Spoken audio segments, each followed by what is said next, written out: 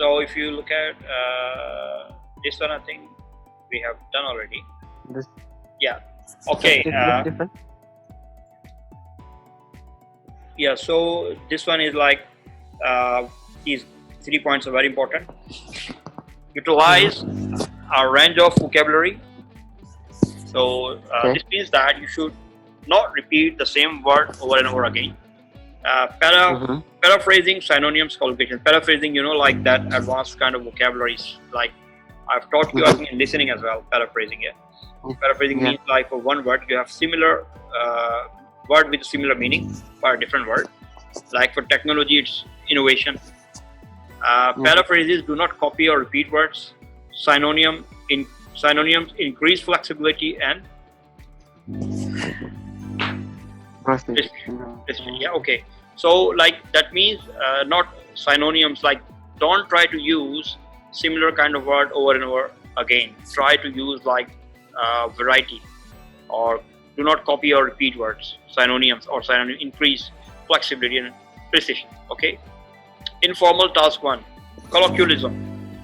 Colloquialism is also known as colloquial language and is a form of speaking which uses an informal tone and words.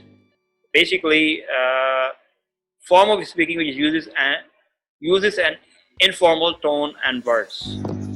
Like obviously you will be seeing that in detail. I'll teach you what is colloquialism. It's like when you are writing an informal letter. So there will be some examples. There are like tone and particular words, but obviously they should not be rude. Like there are like a lot of informal words. You can use them when you're writing a letter to your friend. So, but obviously that should not be like we write in that letter. This one, see, you know what, like should not be like that. So